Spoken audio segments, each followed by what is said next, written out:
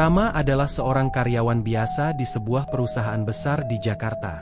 Sudah bertahun-tahun ia bekerja keras tanpa kenal lelah, tapi usahanya tidak pernah mendapatkan hasil yang sepadan.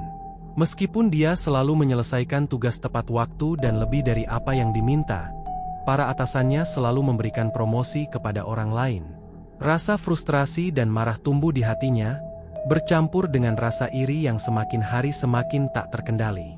Suatu hari, ketika lagi-lagi rekan kerjanya mendapatkan promosi yang sudah lama ia incar, Rama merasa putus asa.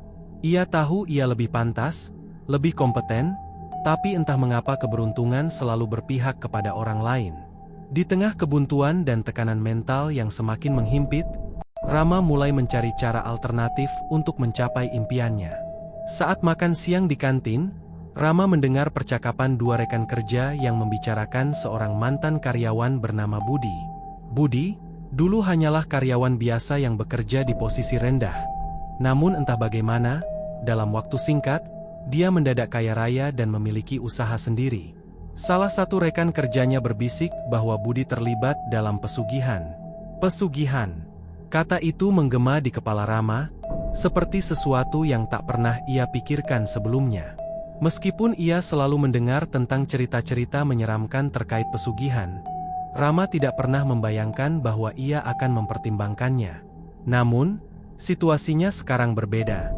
Jika jalan konvensional tidak membawanya ke puncak, mungkin jalan lain bisa. Malam itu, Rama tidak bisa tidur. Pikiran tentang pesugihan terus menghantuinya. Di tengah malam, ia memutuskan untuk mencari informasi lebih lanjut. Setelah berselancar di internet selama beberapa jam, ia menemukan berbagai cerita dan pengalaman orang-orang yang melakukan pesugihan. Beberapa berhasil, hidup mereka berubah secara drastis, sementara yang lain menemui nasib buruk yang tragis. Namun, satu situs menarik perhatiannya. Di situs itu disebutkan tentang dukun terkenal di daerah pedalaman yang bisa membantu seseorang mendapatkan kekayaan dan kesuksesan dengan cepat, tentu dengan syarat-syarat tertentu. Rama membaca lebih jauh. Dalam situs itu juga terdapat alamat dan nomor telepon dukun tersebut. Meskipun rasa takut mulai merayap di hatinya, keputusasaan mendorongnya untuk mencoba. Keesokan harinya, sepulang kerja, Rama menghubungi nomor yang tertera. Suara berat seorang pria tua terdengar di ujung telepon. "Apakah kamu sudah siap untuk membayar harga demi ambisimu?" tanya suara itu. Rama terdiam sejenak. Ia tahu apa yang akan ia lakukan adalah sesuatu yang berbahaya, sesuatu yang mungkin tidak bisa ia batalkan begitu saja. Tapi ambisinya lebih besar dari rasa takutnya. "Saya siap," jawabnya mantap. "Datanglah ke alamat yang aku berikan. Jangan membawa siapapun. Jangan bercerita pada siapapun," kata suara itu sebelum telepon dimatikan. Rama menerima pesan singkat yang berisi alamat di sebuah desa terpencil di luar Jakarta. Tidak ada detail lebih lanjut, hanya perintah untuk datang malam itu. Rama berangkat malam itu juga, dengan perasaan cemas bercampur dengan ekspektasi. Setelah perjalanan panjang yang penuh ketidakpastian, ia tiba di desa yang terlihat terisolasi. Udara terasa dingin, sepi, dan tidak ada kehidupan di sekitar. Rumah-rumah kayu yang tampak tua berdiri sunyi, hanya ada lampu-lampu redup yang menggantung di beberapa sudut jalan kecil. Rama merasa merinding, namun ia terus melangkah sesuai petunjuk GPS. Setelah berjalan beberapa saat, ia tiba di depan sebuah rumah tua yang terbuat dari kayu, hampir runtuh. Di depan pintu, ada seorang pria tua berdiri, mengenakan jubah hitam panjang dengan wajah yang tak terbaca emosi. Pria itu adalah dukun yang ia hubungi. "Masuk," kata dukun itu tanpa basa-basi. Rama mengikuti pria tua itu ke dalam rumah yang lebih menyerupai gubuk. Di dalamnya terdapat berbagai benda-benda mistis. Patung-patung kayu, lilin-lilin hitam, dan sesajen. Di sudut ruangan, ada bau dupa yang sangat menyengat, membuat Rama hampir muntah. Dukun itu duduk di depan sebuah altar kecil dan menatap Rama dengan mata tajam. "Kamu datang ke sini untuk mencari kekayaan dan kekuasaan. Tapi ingat, tidak ada yang gratis. Setiap hal memiliki harga." Rama menelan ludah, mencoba menahan rasa gugup. Saya siap. Apa yang harus saya lakukan? Dukun itu tersenyum tipis, senyum yang terlihat tidak wajar. Untuk mendapatkan apa yang kamu inginkan, kamu harus memberikan sesuatu sebagai imbalan. Sebuah pengorbanan. Rama merasa jantungnya berdegup kencang. Pengorbanan? Nyawa. Setiap kali kamu mencapai keinginanmu, jabatan, kekayaan, kekuasaan, kamu harus menyerahkan nyawa seseorang sebagai gantinya. Rama merasakan bulu kuduknya berdiri. Ini lebih mengerikan dari yang ia bayangkan. Namun, di sisi lain, ia merasakan bahwa ini adalah satu-satunya cara untuk mencapai ambisinya. Tanpa pikir panjang, ia menyetujui syarat itu. Dukun itu mengeluarkan sebuah cermin tua dan meletakkannya di depan Rama. Lihat ke dalam cermin ini. Fokus pada apa yang kamu inginkan. Biarkan ambisi menguasaimu. Rama menatap cermin itu dalam-dalam. Perlahan-lahan, wajahnya memudar, dan di dalam cermin ia melihat refleksi yang berbeda. Refleksi dirinya dengan pakaian mewah, duduk di kursi direktur, dengan banyak uang di hadapannya. Gambar itu begitu nyata, begitu memikat. Ia bisa merasakan kekuatan dan kekayaan hanya dalam jangkauan tangannya. Dukun itu kemudian menyerahkan seutas benang merah tipis. Ini adalah penghubungmu dengan dunia yang lain. Setiap kali kamu menginginkan sesuatu, ikat benang ini di pergelangan tanganmu, lalu sebutkan permintaanmu. Namun ingat, setiap kali permintaanmu terkabul, kamu harus memberikan nyawa sebagai gantinya. Rama mengambil benang itu dengan tangan gemetar. Dan, bagaimana dengan nyawa yang harus saya korbankan? Dukun itu tersenyum lagi, kali ini lebih menyeramkan. Jiwa yang kau kenal, orang-orang di sekitarmu, mereka akan menjadi tumbal atas ambisimu. Rama merasa darahnya membeku. Tapi ia sudah terlanjur masuk ke dalam permainan ini. Tidak ada jalan kembali. Beberapa hari setelah pertemuannya dengan dukun, Rama merasa tidak ada yang berubah. Ia kembali bekerja seperti biasa, tapi ada sesuatu yang mengganjal di pikirannya. Benang merah yang diberikan dukun itu ia simpan di dalam kantong, selalu dekat dengannya. Suatu pagi, Rama mendapatkan kesempatan besar di kantornya. Sebuah posisi manajer baru akan segera dibuka, dan ia tahu ini adalah kesempatan yang selama ini ia tunggu-tunggu. Namun, ada satu masalah, posisi itu juga diincar oleh temannya, Rudy. Rudy adalah karyawan yang rajin, kompeten, dan disukai oleh para atasan. Rama merasa geram setiap kali memikirkan Rudy. Ia tahu bahwa Rudy memiliki peluang besar untuk mendapatkan posisi itu, dan itu membuat amarahnya semakin membara. Di tengah frustrasinya, ia teringat kembali pada benang merah yang ia simpan di kantong. Pada malam yang sunyi, ketika rasa putus asa menguasainya, Rama akhirnya memutuskan untuk menggunakan benang itu. Ia mengikatnya di pergelangan tangannya dan berbisik, "Saya ingin posisi manajer itu. Buatlah saya mendapatkannya." Saat itu juga, benang merah di pergelangan tangannya terasa semakin ketat, seolah-olah menggigit kulitnya. Ia merasakan hawa dingin menyelinap masuk ke dalam tubuhnya. Beberapa detik kemudian, semuanya kembali normal. Rama membuka matanya, dan benang itu hilang. Ia tidak tahu apa yang telah terjadi, namun rasa gelisah terus menguasainya sepanjang malam. Keesokan harinya, berita mengejutkan datang. Rudy, teman yang selama ini bersaing dengannya untuk posisi manajer, ditemukan tewas dalam kecelakaan tragis. Mobilnya terperosok ke jurang saat ia sedang perjalanan ke luar kota. Para kolega di kantor terkejut dan berduka atas kepergian Rudy yang mendadak. Namun di balik wajah duka yang ditunjukkan Rama di depan teman-temannya, di dalam hatinya, ia tahu bahwa ini adalah hasil dari permintaannya. Setelah kematian Rudy, posisi manajer itu secara otomatis jatuh ke tangan Rama. Atasannya menyatakan bahwa, di antara semua kandidat yang tersisa, Rama adalah pilihan yang paling cocok. Ia tidak bisa mempercayai apa yang baru saja terjadi. Impian yang selama ini ia kejar akhirnya tercapai, namun dengan harga yang sangat tinggi. Di dalam lubuk hatinya, Rama merasakan kepuasan bercampur dengan kengerian. Ia tahu bahwa kematian Rudy bukanlah kebetulan, tetapi hasil langsung dari pesugihan yang ia lakukan. Namun, meskipun rasa bersalah menyelimuti pikirannya, ambisi dalam dirinya jauh lebih kuat. Ia terus meyakinkan dirinya sendiri bahwa ini adalah pengorbanan yang harus diterima untuk mencapai puncak kesuksesan. Hari-hari berikutnya terasa seperti mimpi. Gaji yang lebih besar, fasilitas yang lebih baik, dan status sosial yang meningkat membuat Rama menikmati setiap detik dari kehidupannya yang baru. Namun, ada satu hal yang selalu menghantui pikirannya, suara bisikan. Suara itu tidak pernah jelas, hanya terdengar saat ia sedang sendirian, biasanya ketika malam semakin larut. Ingatlah, satu pengorbanan tidak cukup untuk mencapai puncak. Bisikan itu selalu mengganggu ketenangannya, tetapi Rama mencoba mengabaikannya.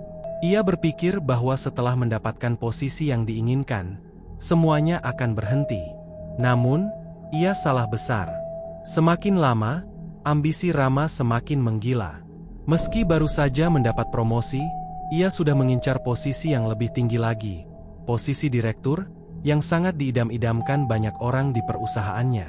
Ia tahu bahwa untuk mencapai posisi itu, ia membutuhkan lebih dari sekadar kerja keras. Meskipun pada awalnya ia ragu-ragu, godaan untuk kembali menggunakan pesugihan semakin kuat. Suatu malam, ketika sedang merenung sendirian di apartemennya, Rama merogoh kantongnya dan menemukan sesuatu yang tidak ia duga. Benang merah yang seharusnya hilang, kini kembali di tangannya. Seolah-olah benang itu menunggu untuk digunakan lagi. Dengan tangan gemetar, Rama mengikat benang merah itu di pergelangan tangannya. Kali ini, ia merasa ada sesuatu yang berbeda, rasa takut yang lebih besar daripada sebelumnya. Seolah-olah dirinya sadar bahwa setiap permintaan akan membawa konsekuensi yang lebih mengerikan. Namun, ambisi mengalahkan rasa takutnya. Ia berbisik dalam gelap, "Saya ingin menjadi direktur perusahaan ini. Buatlah saya mendapatkannya." Sekali lagi, benang itu terasa seperti menggigit kulitnya, dan hawa dingin mengalir ke seluruh tubuhnya. Kali ini, tidak ada perasaan lega atau kepuasan. Hanya kekosongan yang mencekam. Keesokan harinya, kabar mengejutkan datang lagi. Direktur perusahaannya, Bapak Harsono, tiba-tiba jatuh sakit dan dilarikan ke rumah sakit. Kondisinya sangat kritis, dan tidak ada yang tahu pasti apa penyebabnya. Para dokter kebingungan, karena tidak ada gejala fisik yang dapat menjelaskan penyakit yang menyerang tubuhnya. Dalam beberapa hari, Bapak Harsono meninggal dunia. Suasana berkabung menyelimuti perusahaan, namun Rama hanya bisa berpikir tentang satu hal. Dengan kematian direktur, posisi itu sekarang kosong, dan ia tahu bahwa dirinya adalah kandidat kuat untuk menggantikannya. Rasa bersalah kembali menghantui dirinya. Ia tahu bahwa permintaannya adalah penyebab kematian Bapak Harsono. Namun, seiring berjalannya waktu, suara ambisi dalam dirinya semakin keras, menenggelamkan perasaan moral yang tersisa. Ia merasa semakin tergila-gila oleh kekuasaan yang kini berada di ujung jarinya. Rama akhirnya diangkat menjadi direktur perusahaan, sebuah pencapaian yang tak terbayangkan beberapa tahun lalu. Dengan posisi itu, ia kini memiliki kekuasaan besar, harta yang melimpah, dan pengaruh yang kuat. Namun, semakin tinggi ia mendaki, semakin berat beban yang harus ia pikul. Ia sering bermimpi buruk tentang orang-orang yang telah ia korbankan. Rudi, Bapak Harsono, dan entah berapa banyak nyawa lagi yang akan menjadi korban di masa depan. Dalam mimpinya, mereka menatapnya dengan mata kosong, menyalahkan dirinya atas kematian mereka. Suara bisikan di kepalanya kini semakin jelas. Setiap malam, saat ia mencoba untuk tidur, suara itu terdengar memekik. "Kau tidak akan pernah bisa lari. Kau berhutang lebih banyak nyawa." Rama tahu bahwa pesugihan yang ia lakukan bukanlah sesuatu yang bisa dihentikan begitu saja. Setiap kali ia mendapatkan apa yang ia inginkan, tumbal berikutnya akan menagih harga yang lebih besar. Dan entah kenapa, ia merasakan bahwa keinginan untuk terus berada di puncak semakin menggila, membuatnya tidak bisa berhenti. Sampai akhirnya, perasaan paranoid mulai menguasai dirinya. Setiap kali ia melihat rekan-rekannya di kantor, ia merasa bahwa mereka memandangnya dengan tatapan curiga, seolah-olah mereka tahu apa yang telah ia lakukan. Ia merasa bahwa setiap orang adalah ancaman, setiap orang mungkin menjadi penghalang bagi kesuksesannya, dan mungkin setiap orang bisa menjadi tumbal berikutnya. Pada suatu malam, Rama menerima telepon dari dukun yang dulu ia temui. Suara tua yang mengerikan itu terdengar di telinganya. "Rama, waktumu sudah hampir habis. Kau masih punya satu permintaan lagi, tapi setelah itu, kau harus memberikan sesuatu yang paling berharga dari dirimu." Rama terdiam. "Apa maksudmu?" "Kekayaan dan kekuasaan tidak akan datang tanpa harga yang setimpal. Setelah permintaan terakhirmu, kau harus menyerahkan jiwamu." Rama merasa darahnya membeku. Pesugihan ini bukan hanya meminta nyawa orang lain, tetapi juga jiwanya sendiri. Ia sadar bahwa ia telah masuk terlalu dalam ke dalam permainan ini. Tidak ada jalan keluar. Namun, seperti seseorang yang terjebak dalam lingkaran setan, Rama tahu bahwa ia tidak bisa mundur lagi. Ambisinya telah menguasai seluruh hidupnya. Ia tidak peduli lagi dengan konsekuensinya. Ia hanya ingin terus berada di puncak. Hari itu datang lebih cepat dari yang Rama duga. Setelah 1 tahun menjabat sebagai direktur, ia mendapati dirinya di ambang kehancuran. Para kolega mulai menyadari perubahan aneh dalam perilakunya, sikap paranoid, keputusan-keputusan yang tidak rasional, dan tatapan kosong di matanya yang menunjukkan kelelahan mental. Rama tahu bahwa waktunya sudah hampir habis. Suara-suara di kepalanya semakin keras, dan bayangan-bayangan kegelapan kini terus menghantuinya, bahkan saat ia terjaga. Malam itu, Rama berdiri di depan cermin di apartemennya. Benang merah kembali muncul di tangannya, meski ia tidak pernah memintanya. Ia tahu apa artinya ini, saatnya untuk permintaan terakhir. Dengan tangan gemetar, ia mengikat benang merah di pergelangan tangannya dan berbisik dengan suara yang hampir tak terdengar. "Saya ingin tetap berada di puncak, apapun yang terjadi." Saat itu juga, seluruh ruangan terasa gelap, dan Rama merasakan hawa dingin yang begitu menusuk. Namun, kali ini tidak ada perasaan kemenangan, tidak ada perasaan lega. Hanya kegelapan yang datang untuk menagih harga yang telah lama tertunda. Suara-suara bisikan kini berubah menjadi jeritan mengerikan, dan bayangan-bayangan dari masa lalunya datang, mengepungnya. Rudi, Bapak Harsono, dan semua nyawa yang telah ia korbankan muncul di sekelilingnya, menatapnya dengan mata kosong. Dan di tengah jeritan itu, Rama tahu bahwa ia telah memberikan segalanya, bahkan jiwanya sendiri. Setelah malam kelam itu, Rama menghilang tanpa jejak. Kabar kepergiannya menjadi misteri besar di perusahaan. Para kolega dan atasan yang dulu mengenalnya sebagai sosok ambisius tidak menemukan satupun petunjuk keberadaannya. Kantor apartemennya kosong, tanpa tanda-tanda perlawanan atau pengunduran diri resmi. Desas-desus mulai beredar. Ada yang mengatakan bahwa Rama terjerumus dalam masalah keuangan yang membuatnya melarikan diri. Yang lain berbisik bahwa dia telah menemui ajalnya karena terlibat dalam bisnis kotor atau konspirasi berbahaya. Namun, tidak ada yang tahu kebenaran di balik lenyapnya Rama. Bagi sebagian besar orang, hidup terus berjalan. Kekuatan ekonomi dan politik di perusahaan segera bergeser tanpa kehadiran Rama. Namun, bagi mereka yang dekat dengannya, beberapa kolega yang menyadari perubahan-perubahan kecil pada Rama sebelum ia menghilang, kisah itu tidak begitu sederhana. Mereka yang pernah bekerja dekat dengannya, seperti Andi dan Sari, mulai mengalami mimpi buruk yang serupa. Di dalam mimpi itu, mereka melihat Rama berdiri di sudut gelap, menatap mereka dengan mata kosong yang penuh dengan kesedihan. Rambutnya berantakan, dan di pergelangan tangannya masih tergantung benang merah misterius yang terlihat menjeratnya semakin ketat. "Rama," Sari pernah berbisik dalam mimpinya. Namun setiap kali ia mencoba mendekat, sosok Rama akan menghilang dalam kegelapan, meninggalkan bisikan samar yang mengerikan, "Kau berikutnya, kau berikutnya." Kisah ini segera menyebar ke seluruh perusahaan, dan perlahan-lahan, suasana berubah menjadi mencekam. Mereka yang ambisius mulai merasa terancam, seolah-olah ada mata tak terlihat yang mengawasi setiap langkah mereka. Beberapa karyawan yang sebelumnya bersaing dengan Rama mulai memilih jalan yang lebih hati-hati, menurunkan ambisi mereka dengan rasa takut yang tidak bisa dijelaskan. Di sisi lain, di dunia yang berbeda dari yang diketahui manusia, Rama terjebak dalam kegelapan abadi. Setiap langkah yang ia ambil terasa hampa, seperti melangkah di tanah kosong yang tak pernah berakhir. Suara-suara terus mengelilinginya, seperti ratusan jeritan jiwa yang terperangkap dalam kehampaan yang sama. Mereka yang telah ia korbankan kini bersama dengannya, menuntut balas atas penderitaan mereka. Di antara bayangan-bayangan itu, ada sesosok wanita berpakaian hitam yang selalu mengawasinya dari kejauhan. Sosok yang muncul setelah ia membuat permintaan terakhir. Setiap kali Rama mencoba mendekati wanita itu, ia akan tertawa lirih, suara yang menusuk hingga ke tulang.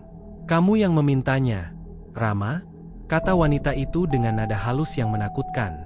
"Kamu ingin berada di puncak. Sekarang, lihatlah hasilnya." Rama berteriak, memohon pengampunan. Namun, tidak ada yang mendengar jeritannya. Dunia di sekitarnya tetap sunyi, hanya diisi oleh sosok-sosok bayangan yang menghantui setiap sudut penglihatannya. Ia terjebak dalam lingkaran setan pesugihan, tanpa akhir, tanpa jalan keluar. Di tempat gelap itu, Rama menyadari satu hal yang mengerikan. Pesugihan bukan hanya tentang mendapatkan kekayaan atau kekuasaan di dunia manusia, tetapi juga tentang mengorbankan jiwa di dunia yang lain. Dan kini, ia adalah bagian dari siklus kegelapan itu. Setiap kali seseorang di dunia manusia membuat perjanjian pesugihan baru, Rama merasakan energinya semakin tersedot ke dalam kehampaan. Ia tidak lagi hanya menjadi pengamat, tetapi juga bagian dari permainan. Setiap nyawa yang dikorbankan oleh mereka yang ambisius akan menambah penderitaan bagi jiwanya yang terperangkap. Dan di suatu tempat, jauh di dunia manusia, dukun yang dulu membuat perjanjian dengan Rama tersenyum puas. Sebagai penjaga gerbang antara dua dunia, dukun itu telah memperdaya banyak jiwa yang tak tahu diri, dan Rama hanyalah salah satu dari sekian banyak korban yang terjebak dalam perjanjian kotor tersebut. Di dunia manusia, siklus terus berlanjut. Tanpa sepengetahuan banyak orang, dukun tersebut masih aktif, menerima kunjungan dari mereka yang ambisius, tamak, dan siap membayar harga yang tak mereka pahami. Setiap kali seseorang datang kepadanya dengan keinginan untuk kekuasaan dan kekayaan, dukun itu menawarkan benang merah yang sama, benang yang menjadi penghubung antara dunia manusia dan dunia kegelapan di mana Rama kini terjebak. Setiap benang merah yang diikatkan ke pergelangan tangan orang yang membuat perjanjian, memperkuat cengkeraman kutukan yang telah lama mengikat mereka. Setiap kali keinginan terwujud, bayangan kegelapan semakin kuat, dan nyawa-nyawa terus terhisap dalam siklus yang tiada akhir. Rama kini hanyalah salah satu dari banyak jiwa yang terjebak, tapi kisahnya menjadi peringatan bagi mereka yang mengenalnya. Namun, sayangnya, tidak semua orang mengerti atau percaya. Dunia bisnis dan kekuasaan penuh dengan mereka yang siap mengorbankan segalanya demi meraih puncak. Dan di setiap langkah yang mereka ambil, di setiap keinginan yang mereka bisikkan dalam hati, sosok-sosok dari dunia lain selalu mengawasi. Mereka menunggu, sabar, untuk saat di mana seseorang lagi akan mengikat benang merah di pergelangan tangan mereka, dan dengan itu, membuka pintu bagi kegelapan untuk masuk. Bertahun-tahun setelah kepergian Rama, cerita tentang dirinya menjadi legenda di kalangan karyawan baru di perusahaannya. Banyak yang mempercayai bahwa Rama telah terlibat dalam sesuatu yang gelap dan menyeramkan. Namun hanya sedikit yang tahu cerita lengkapnya. Desas-desus tentang pesugihan, kematian misterius, dan bisikan dari kegelapan menjadi bahan pembicaraan saat malam semakin larut di kantor. Namun, bagi mereka yang benar-benar tahu, kisah ini lebih dari sekadar legenda. Bagi Andi dan Sari, dua orang yang dulu dekat dengan Rama, mereka masih sering merasakan kehadiran Rama di sekitar mereka.